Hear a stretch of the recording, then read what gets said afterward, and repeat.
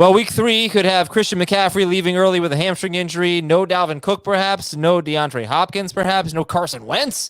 Anyway, we got a lot of injuries to talk about here on our Saturday mailbag. If you're on YouTube, you could be watching this on Friday, youtube.com/fantasyfootballtoday. No need to wait, people. Come to youtube.com/fantasyfootballtoday. Adam Azer here with Jamie Eisenberg and Dan Schneier. And we have a little bit more news on Christian McCaffrey, so we will get to that. Anyway, I hope you guys have a wonderful weekend. Now let's go win some fantasy leagues. Wait, what day is it? Right now it's Friday. And sure? right, I'm pretty sure. Right now, Jamie, Alexander Madison is still available in about 35% of leagues. So what do we do? You pick him up. I mean, clearly there's a chance that Dalvin Cook could still play, but I found it pretty fascinating that Chris Thomason, who covers the Vikings for the St. Paul Pioneer Press, said that as far as he can recall in Mike Zimmer's tenure, only one time has a player missed practice on Friday and played. So that was Kyle Rudolph, I think he said in 2017. Wow. Now, he amended his story to say Dalvin Cook did a little bit in practice, and they're listing him as questionable. But the fact that he did not practice in full on Friday is never a good sign. So my guess is that they're going to probably sit him knowing his injury track record. All right, so let's say he's not out. Official, clearly, but that's just my thought. Yeah. Let's say he's out. I'll start with you, Jamie, and then we'll go to Dan. Where would you rank Alexander Madison this week against the Seahawks? I will. If you want to ask Dan, I'll pull up my rankings so I can give you more definitive. Dan, where is Jamie going to rank Alexander Madison this week? Let's go with that instead. This is a tough one. I think Jamie's probably going to rank him, just given the state of the running backs. I think he'll probably rank him. I'm going to go RB18, just inside. Looking at it right now, 19 in PPR. Yeah. Oh no, I'm sorry. It will be 18 because Dalvin will come out. There we go. Oh yeah, there you go. So nailed it. So much better than my Jeopardy appearance. Never going to live that down. So that's right behind Barkley? Right behind Barkley, yeah. Okay. So that's Edmonds, Gibson, Barkley, Alexander Madison. I think a lot of people are going to have some, I'll use the same phrase I used earlier, some PTSD on Madison because of what happened last year. Remember when he started against Atlanta? It was supposed to be the layup of all layups, and he was bad. But he did come off that game against Seattle, and that was where he had his best performance. Mm-hmm. And I was looking at it earlier in the season. He also had a 100 total yard performance when he got a chance. So it's not like people remember that one bad game, but he had a larger sample size of good games in that spot. Oh yeah, and he had a huge game in week 17 without Dalvin Cook. He scored 2 touchdowns, over 100 yards. He was great. I guess the one thing, if you want to pour a little cold water on it, is maybe Seattle has a good run defense. I think that they did very well against Jonathan Taylor, and they did great against Derrick Henry in the first half. 13 carries, 35 yards. There's no shame in Derrick Henry destroying you in the second half of a game. It happens to the best of us. So it's something to keep an eye on, but it doesn't really matter. I think you're going to over 20 touches for Alexander Madison. I'd say slightly under, but north of 15. So probably 18 would be where I'd ballpark it. All right. Same. So I know if you've been struggling with James Robinson and Myles Gaskin and you know the group, you go with Madison. Dan, now we know Christian McCaffrey, as of now, not going on IR, but he's going to miss multiple weeks, I guess. Not going on IR means that that IR is 3-week minimum. So I don't know. What's your take on this and how aggressive we should be with Chuba Hubbard? I wouldn't look too much into the not going on IR thing because we know for a fact these soft tissue injuries are tricky and they're not going to want to rush him back because they've done that in the past with other top athletes and it's led to further injuries. As far as Hubbard goes, we talked about this last night. I was surprised to see the amount of touches Freeman got. Not only just he got a red zone touch, we saw Hubbard drop the red zone pass. That's not a good sign. I think it's not going to be like a Mike Davis situation, so I'm not expecting that this year with Chuba Hubbard. We talked about it on HQ, Jamie, on yesterday or today. I think I said, what did you say? You said if you had a $100 budget and you had $80 left, how much would you spend on Hubbard? And I said 40, and I'm probably not going to get him. 50 or so if I'm desperate. What about you? I think you got to spend close to all of it, to be honest with you, just because you're looking at a probably 2 to 3 week window. Just if you're hearing weeks, and they have not ruled out yet putting him on IR. The report from Rappaport said that doesn't seem like he's going on IR, but you said it, Adam. they sort of said, okay, he'll be back in 3 weeks. He'll be back in 4 weeks. He'll be back in 5 weeks, and they probably regretted not putting him on IR last year when he had the ankle injury. Then he came back and he had the shoulder injury. So and as we know, this happens with players, not just running backs. When you have a soft tissue injury, you tend to compensate in, your other part of your body, other leg. He could re-injure, something else, which could be a problem. So this could be something that lingers for him. And if they continue to win games, they're going to be cautious with him because they want to make a playoff run. So I think if you're looking at it, you have to try and see if Hubbard can win you weeks, and if he can win you weeks, you have to have that on your team. They've had a really easy schedule. And it's a pretty, just not even fantasy. They're 3-0. And Dallas, Philadelphia, Minnesota, Giants, Falcons, New England. There's a lot of winnable games here for them. And then they finish with Buffalo, Tampa Bay, at New Orleans, and at Tampa Bay. So that's kind of a brutal stretch to finish. But all right, so we'll talk more about it on Tuesday on the waiver wire. Meanwhile, DeAndre Hopkins is a game-time decision. Jamie, if DeAndre Hopkins doesn't play, what's the impact? I mean, Rondale Moore benefits, Christian Kirk benefits, AJ Green to whatever degree benefits. Slight downgrade for Kyler Murray, but not somebody you're sitting. I wouldn't go to the streaming guys over Kyler Murray because they're playing Jacksonville. So we'll see what happens. I would expect him to play though. At this point, I think he's shown you enough of his body of work that he can miss practice and still go out there. T. Higgins is going to be listed as doubtful. Carson Wentz will be a game time decision. Odell Beckham will play, and apparently the Falcons could use a hot hand approach at running back. So I'm sure we're all going to say Alexander Mattison over a Falcons running back. But let's say Rondale Moore or a Falcons running back, both with and without DeAndre Hopkins. Dan, what would you do? In a flex type spot, yeah. I mean, we talked a lot about this yesterday on the live stream. Rondale Moore is somebody who I'm definitely playing now that if Hopkins sits. I tend to believe Jamie on this one. I think he's got this nailed. I think out of all the ones we have on these questionables, besides maybe Dalvin, he's the most likely to play. So if he's playing, it's still more of a stream play to me. But if we're assuming he's out, then I'd rather play Moore. Cool. And now's the time in the show where I promote something, but I don't have any copy today. So Dan, what should I promote? This is an open-ended question that could lead me in a direction. Yeah. Well, anything. I don't really. Do you want to promote your? No, you said you got all the editorial content we have. So okay. Yeah. I thought we were talking about an ad read or something of that. Let's promote. Oh no, not a product. No, Okay. Something CBS related. Let's promote Dave's start, sits, sleepers, and busts, because that is one of the most comprehensive columns we have on the site every week. He goes game by game, breaks down a sleeper, a bust candidate, a flex play, and really dives deep. Also gives you a little betting advice. If for those of you interested in gambling, you can get a little advice on the line for the game. So I would highly suggest checking that out every week. And props, no pun intended, to Dave for going with the under on Christian McCaffrey's total yards. There you go. On Thursday night. He nailed that one in the first quarter. Okay, anyway, let's do some emails. We'll start with some emails today. Then we'll do the fantasy cops. Then we'll do your Apple Podcast questions. Fantasyfootball@cbsi.com. This one is from JT. Half PPR. Sterling Shepard is on waivers. Should I drop Waddle or Jacoby Myers to get Sterling Shepard? I would drop Myers first. I'm with Jamie. Myers, yes. Waddle, no. Though, if this Tua injury lingers, I'm not going to be buying. I would drop either one. You would or wouldn't? I would. I mean, Shepard is better than both those guys, but if I'm holding one, I'd rather hold Waddle. Yeah, Waddle to me has more long-term upside. This is Brian in a Florida town along the I-4 corridor. Where's Orlando. that? That's Orlando? Okay. Dear Romeo, Howard, Jay, and Jordan. These are Leonardo DiCaprio movie roles, he tells us. So Romeo, what is that, Titanic? No, Romeo and Juliet. I'm just kidding.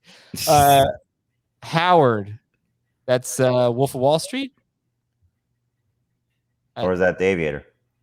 I have no idea. I've never seen either one. No, you ever seen The Wolf of Wall Street? Wolf of Wall Street is Jordan. Is Jordan? Okay. No, I've never seen it. Why? It's because it's like 6 hours long. I don't have time for it. Wolf of Wall Street's awesome. I'm sure they're all good. Yeah. What was the fourth name? Jay. Jay. Leonardo DiCaprio is Jay. I don't know. I'll look it up. Okay, I have a fantasy analysis pet peeve, but maybe I just have a question about it. When analysts use the terms that manage expectations or just adjust expectations in reference to a stud player, what exactly are fantasy managers supposed to do?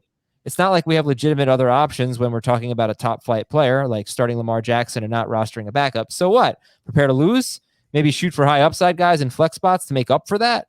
I'm not suggesting anyone stop saying it. I just wish they would dig a little deeper and turn it into actionable advice. Thanks for all your hard work. Keep up the great work. Okay. So if you said, yeah, I mean, I get it. Yeah, you're starting him, but manage your expectations. I think sometimes we say something similar to that. What should we tell Leonardo DiCaprio super fan Brian?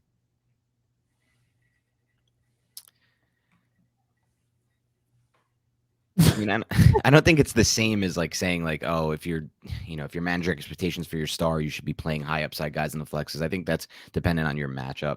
So I'm not going to go in that direction.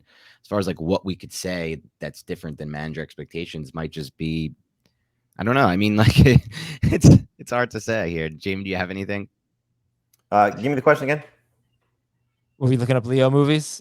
Basically, you know what? No, forget it. I'm just going to follow up. Yeah, look, you shouldn't adjust your lineup because we don't like super love one of your star players matchups. We say manage your expectations or something. Just, I guess it's just something that fantasy analysts say. And well, I think it comes down to who you have. I mean, that's always the only way you could look at it is, so Mike Evans, for example, we don't love his matchup against the Rams, right? Because there's a chance of Jalen Ramsey shadowing him, or I don't know. I'm trying to think another player that has those. I guess it's mostly the receivers, right? Because we don't, whenever we look at the running backs, like who's got a terrible matchup this week?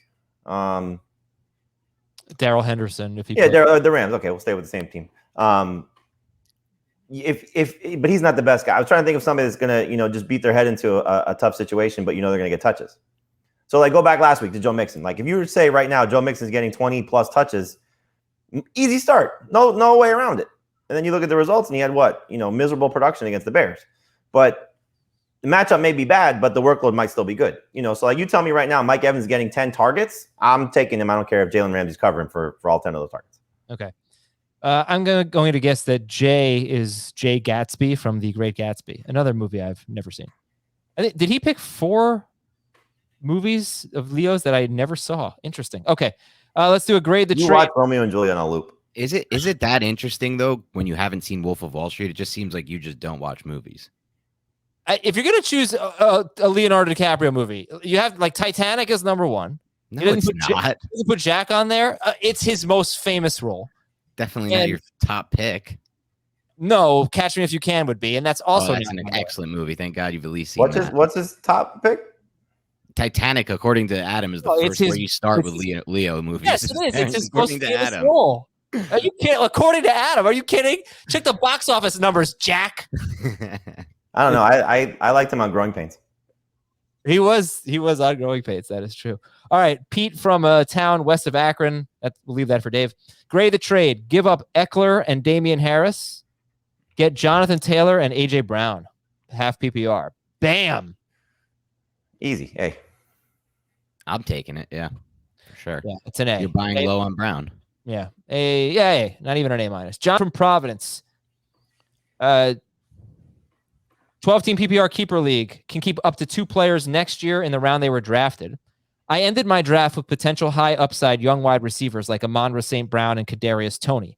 Obviously, they're not doing much now, but how do I balance keeping them on my roster for a potential draft value steal next year versus dropping them to add other players as the year goes on? I don't particularly need any specific waiver players right now, but how do I decide on cutting bait with my keepers and picking up bench depth, handcuffs, or guys like, Elijah Moore is out there. Geez, yeah, you definitely want to get him. I don't know why you have St. Brown and Toney instead of Moore, but what if you had Elijah Moore? That's a tougher call because he's not doing much right now, but could be better, great value next year.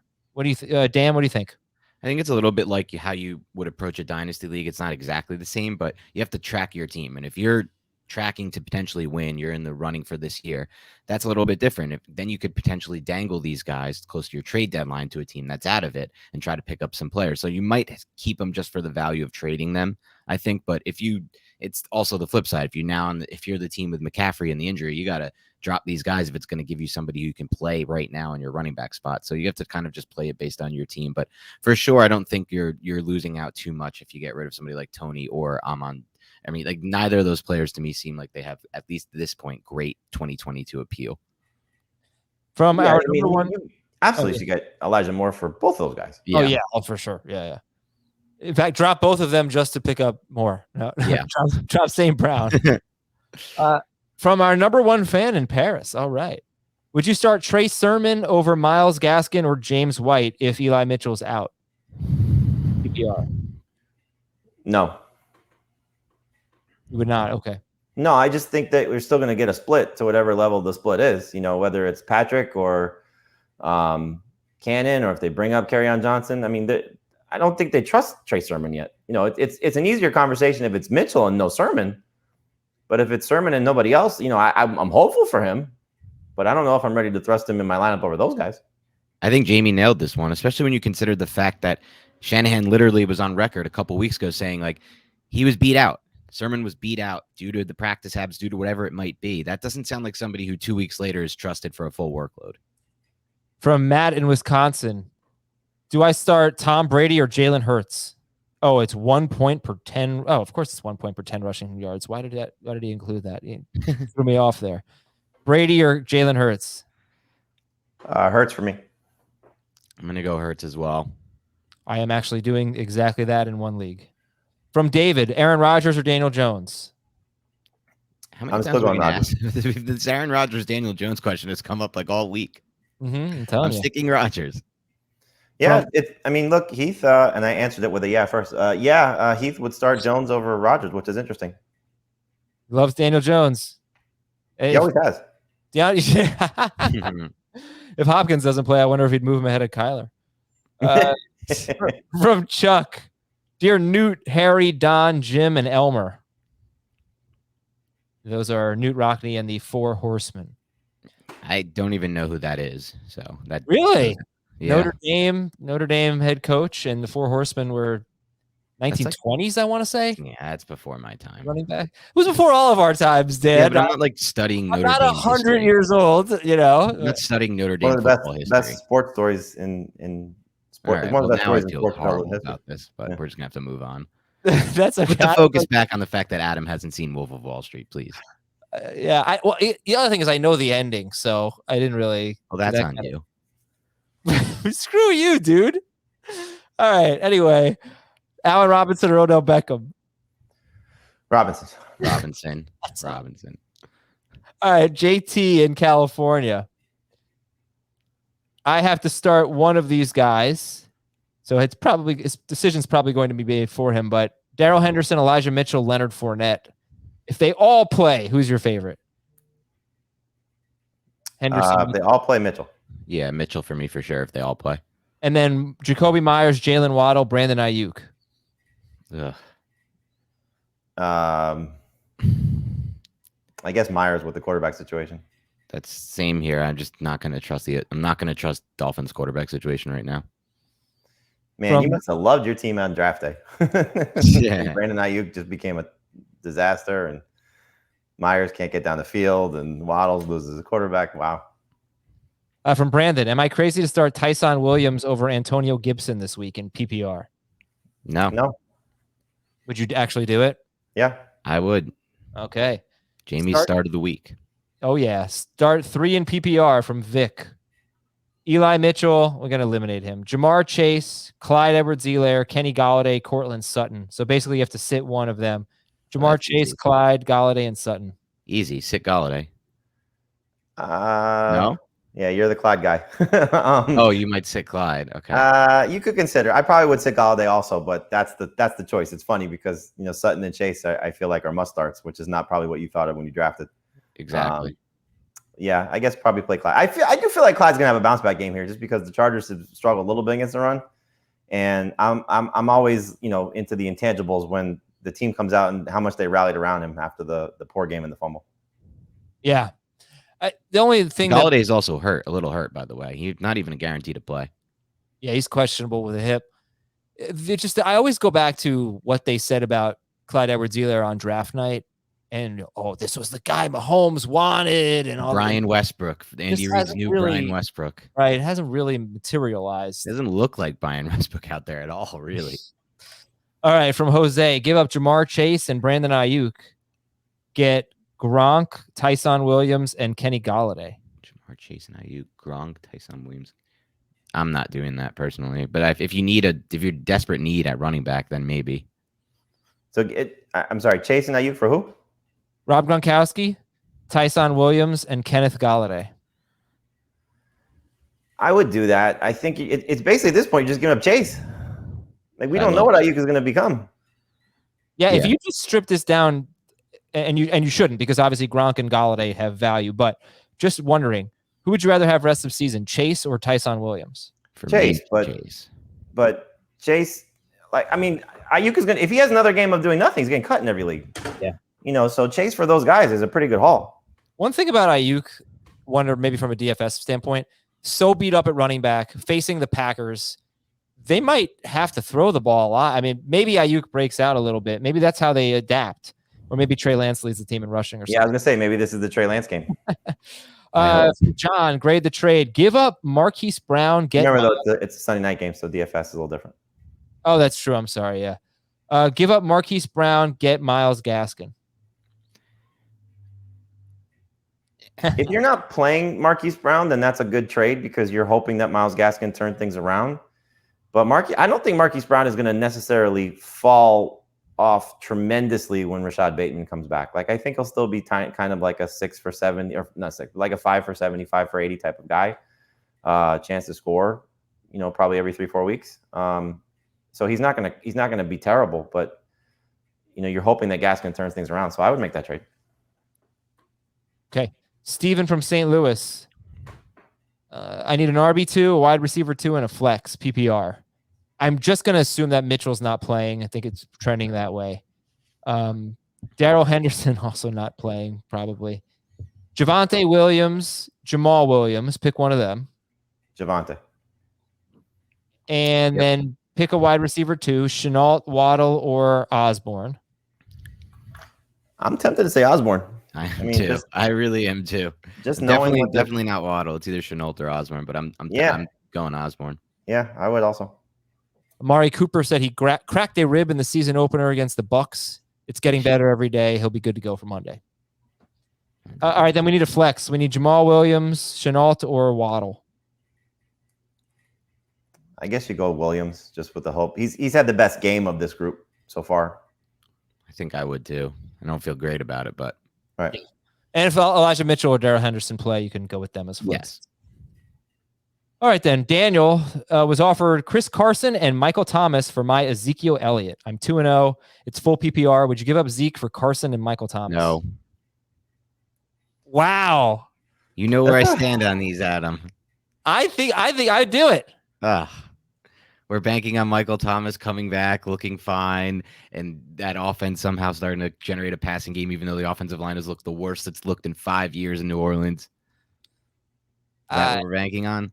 When Michael Thomas gets back, they'll have Eric McCoy, their center back, most likely. So that that is true. That's a big help for them. I really like Chris Carson. I mean, I don't like him as much as Zeke, but I think you're selling it too low on Zeke, though. Like, if he has another big game against Philly, which I know, the Eagles' run defense is typically good, but they are down now. Brandon Graham and the Cowboys, have Zach Martin back. So we saw what one game looks like for this rushing attack with Zach Martin, and it was pretty good.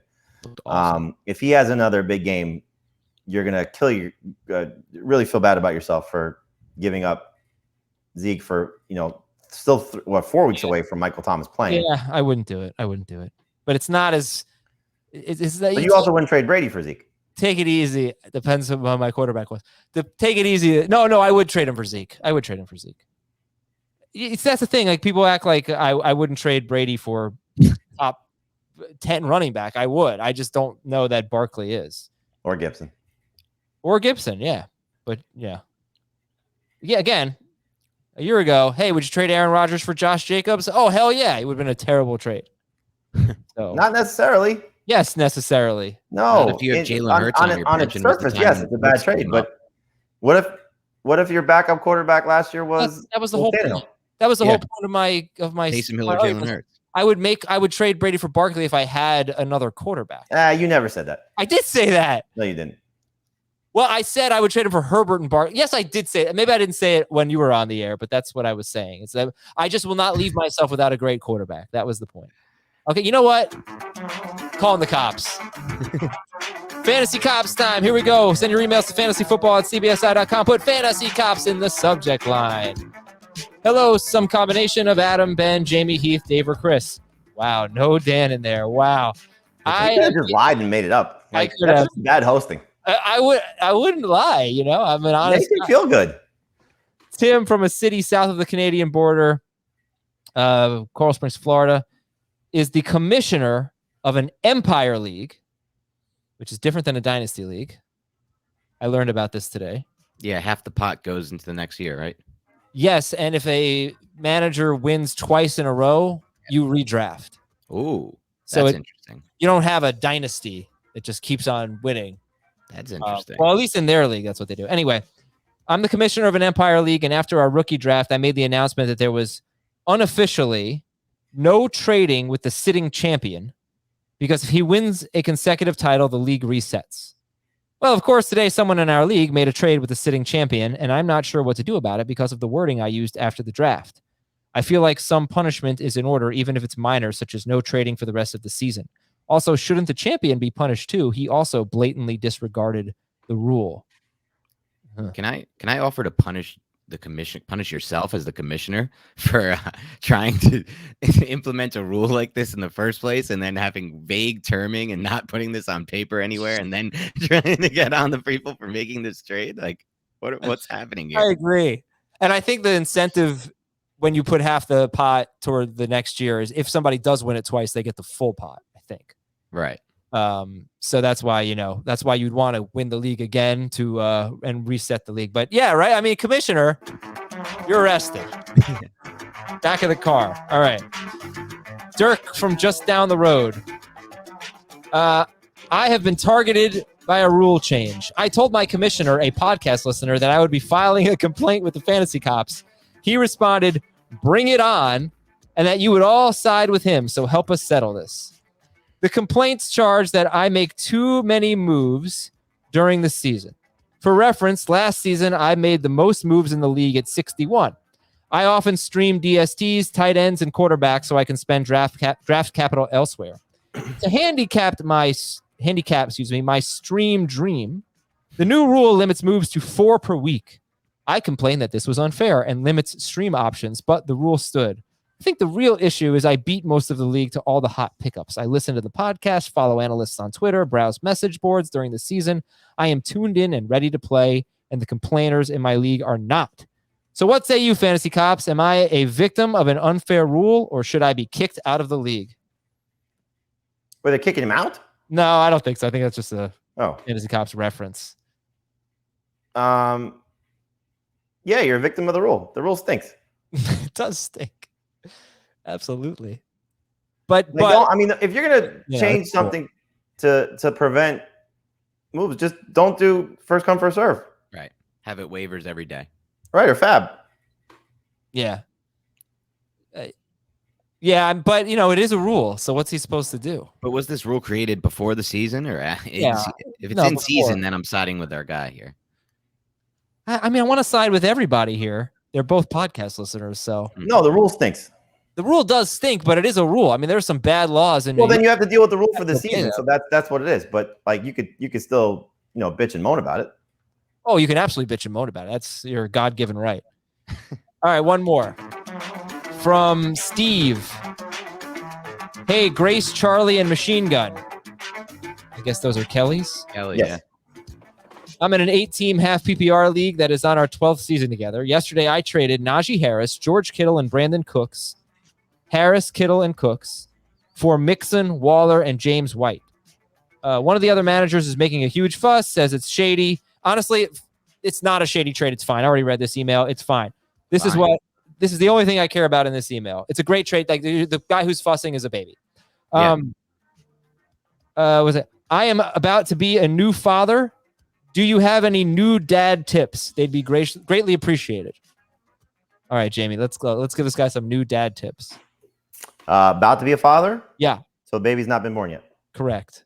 Get ready for the first poops. That's the easiest part. That was I was so nervous about that. I didn't even know how to change a diaper when my it's the tar poops. Those are the worst. The tar poops, they're fine. They're nothing. Yeah. Okay. Let's see. When your baby gets old, this is a big one. I've been giving this advice out a lot to people lately. When your baby, or when your kid is older, a toddler, come up with games that you can play with your kid that involve you laying down, because that is the only time you'll be able to relax.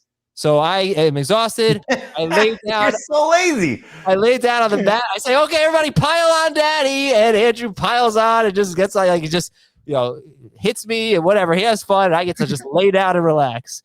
So that's one thing. Anything for you, Jamie? You've got more kids. Make sure your partner is happy and rested, because that is probably going to be the easiest way to make your life better. So spouse, girlfriend, boyfriend, whatever the case may be, husband, make sure your significant other is taken care of, so both of you guys get an opportunity to rest and have some alone time matters. Alone time matters. Give yourself a few minutes of alone time. Yeah. Get ready to eat in shifts. You're never going to eat with your partner again. You said eating what? Shifts. Okay, just checking.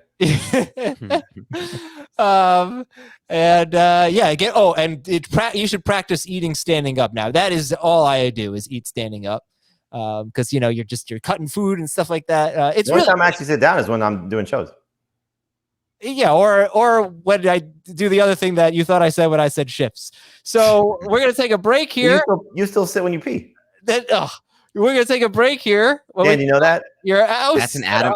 What podcast? No, shut up. It's not true. Anybody that listens to our show for a long time knows that Adam does not pee standing up. Oh my god.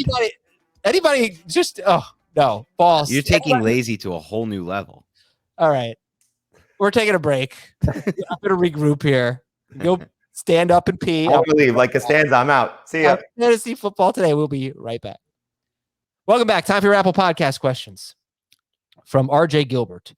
Dear Otto, Nelson, Carl, and Lenny. Oh, Jamie did have to go. I forgot about that. He genuinely had to leave. Do you know these? I think he was just offended by the fact that you sit when you pee. I don't sit. Stop. Otto, Nelson, Carl, and Lenny. Do you know who they are? Give me a Dykstra? I don't know. I'll give you a hint. You think I could see that from here? I know what you're referring to. There's a ring light there. Like there's no way I can see that. There's a Simpsons poster behind me. Come on. Oh, I'm not a Simpsons guy. Find it overrated. Not good. Yeah, sorry. And you Wolf of Wall Streeted me.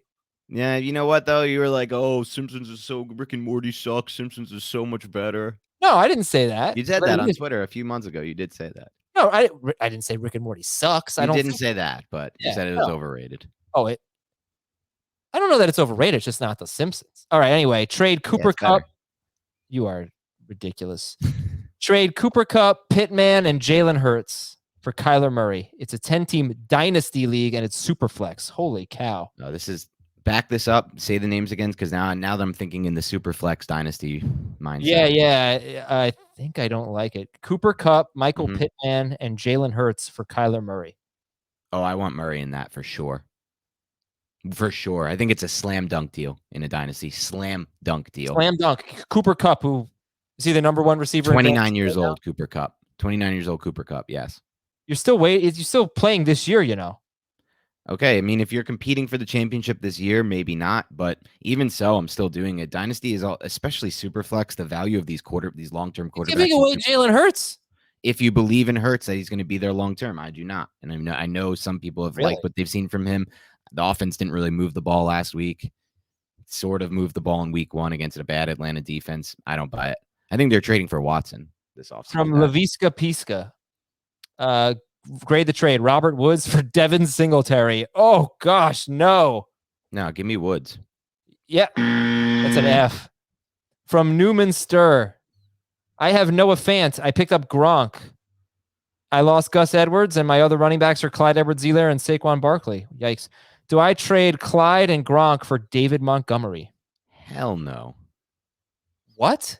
No? All right. Well, I'm just going to have to sit out all the Clyde questions because I think he's going to bounce back, and I'm just standing by it.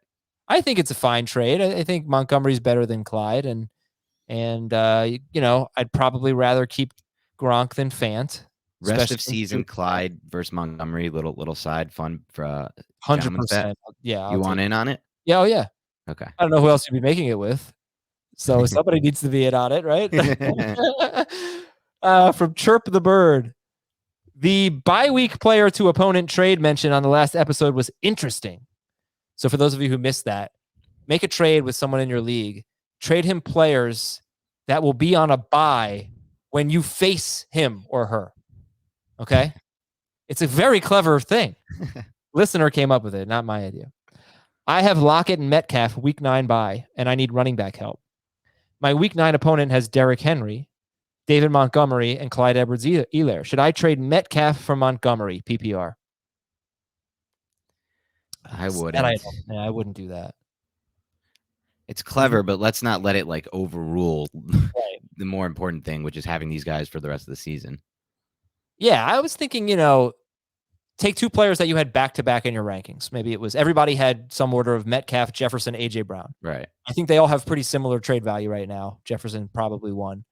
If you could work it out, so, you trade Metcalf for A.J. Brown, and you just so happen to be playing the current A.J. Brown, soon-to-be Metcalf manager on Metcalf's bye week, that kind of thing. But I don't think Montgomery and Metcalf in full PPR is good enough, personally. But it's not that far off, right? All right, Dave from a federal district. Dear Bruce, Peter, and Clark. Oh, that's easy. That's Rick and Morty. 14-team PPR league. Pick 2. Darnell Mooney, Tyler Boyd, and Rondale Moore. Moore if Hopkins sits. And honestly, I'm going to go Boyd here with Higgins out. I know it's weird, but I like it. Oh, Bruce, Peter, and Clark it has to be superheroes. Hulk, Spider-Man, Superman. Sure. Here's what you don't know anything about. No, I know superheroes. I do know superhero stuff. Okay. This one is from GHFHYR. I don't even know. Recently, a trade from the number 1 team was proposed. It was Gronkowski for Swift. The next day, it was vetoed. I was very surprised because the team getting Gronk really needed a tight end. They were starting Mike Gesicki. I guess the commissioner felt the same way because he looked at the trade rules and it was on the default Yahoo trade veto, which meant only 4 teams needed to veto the trade for it to go through. Yeah. He changed the rule to 6, how it was supposed to be and how it was for many years. And he put the trade back up and he said, if 6 people veto it, then the trade would not go through. This started a big controversy and many managers are upset because they think the trade is not fair. I just wanted to hear your thoughts, what your thoughts are and what you might do. Personally, I think the trade is fair and the commissioner did the right thing. And the trade again was Gronk for DeAndre Swift. Yeah, I mean, I think the commissioner did the right thing in this spot. In my mind, the real right thing is no vetoes ever, unless there's collusion. Should never be vetoed. This is for sure not a trade that should be vetoed. We don't even. I mean, Williams has had a huge share of Lions backfield so far.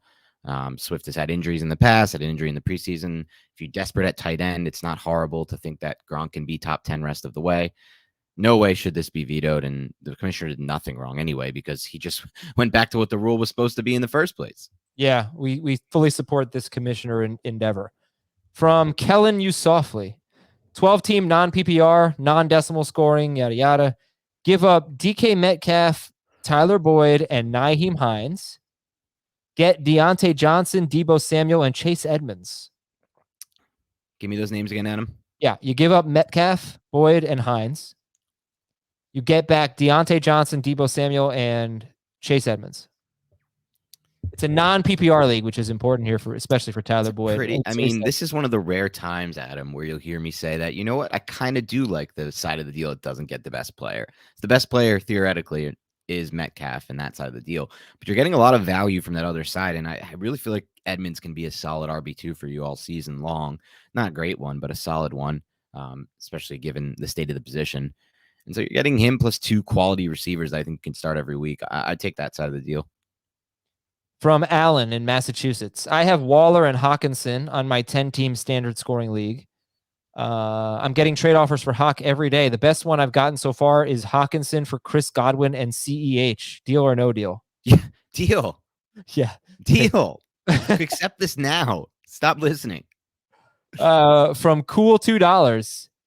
Dear Warren, Marcus, Steve, Vince, and Ryan. Moon, Mariota. Oh, these are probably Titans quarterbacks. Mariota, McNair. Yeah. Vince Young. Okay. I'm 0-2 and I need a boost right now. I trade away Antonio Gibson and Marvin Jones for Chris Godwin and Mike Davis.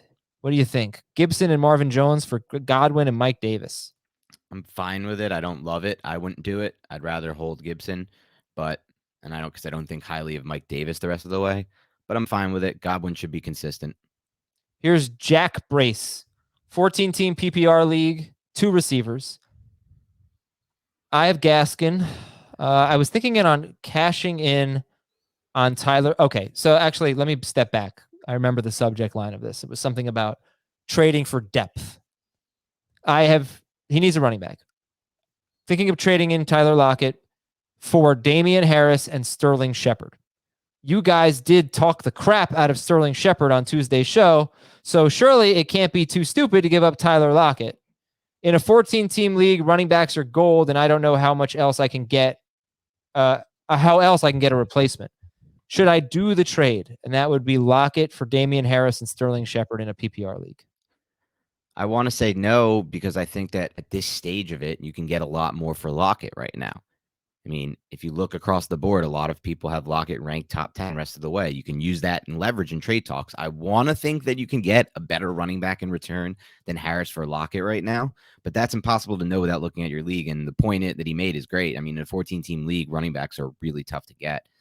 I would hold out. I would try to even see if there's any other team with more running back depth that you can scoop one from. I mean, Lockett's value is too high right now. I don't know how you listened to the Tuesday show and I shouldn't say that. And got that you can give up Tyler Lockett, get Sterling Shepard back, and a decent PPR running back in Damian Harris and feel good about it. I mean, yeah, we were excited about Shepard from a waiver wire standpoint, but just look at his track record. He's not Tyler Lockett. He doesn't really catch touchdowns. The one touchdown he caught this year against Denver was a really nice yards after catch play. Those are kind of fluky, although he is getting a lot of red zone targets. I would not do this trade. I still think you still need great players to win.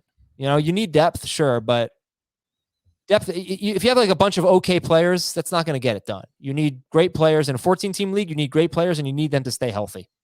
That's how you win in a 14-team league. Travis in Omaha, standard scoring. It's like I wrote the book on 14-team leagues now. What am I talking?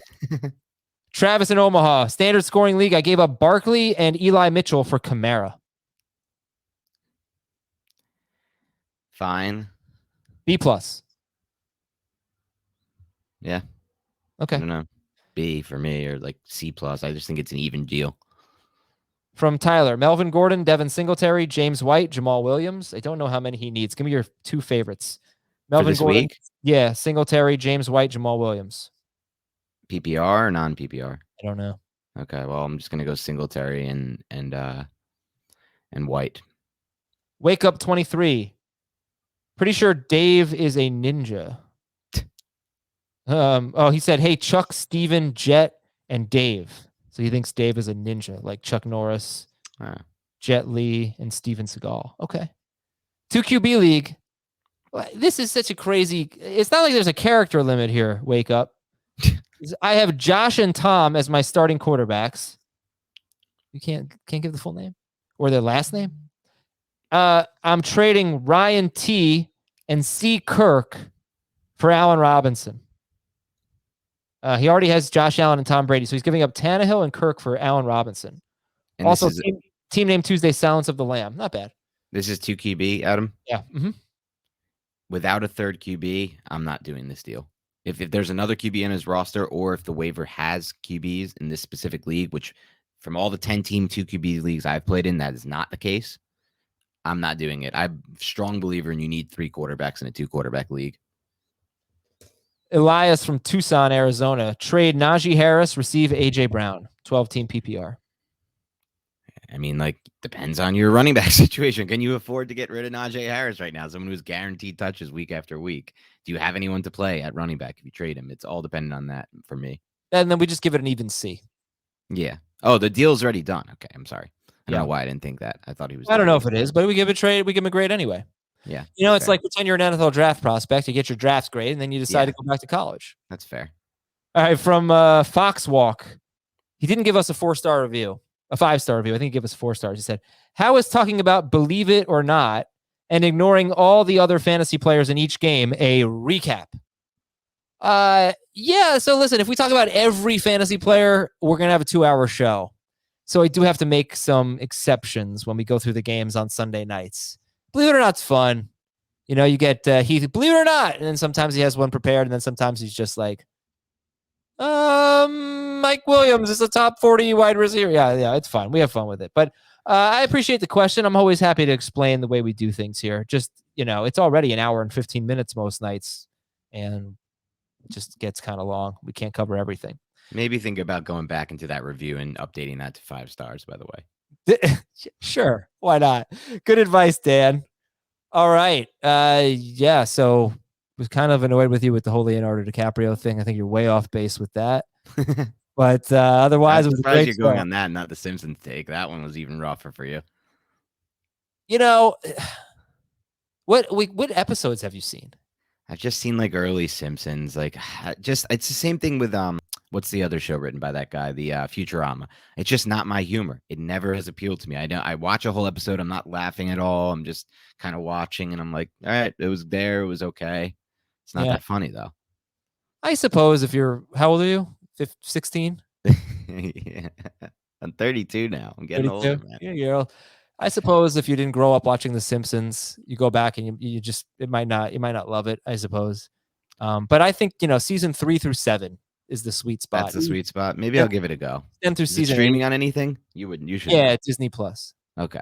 I got Disney Plus. They bought it, so yeah, they got everything, right? All right, thanks for listening. Thanks for watching, everybody. Enjoy your weekend. Let's go get a win. Let's get to 3-0, 2-1, whatever it might be. And if not, blame Dan.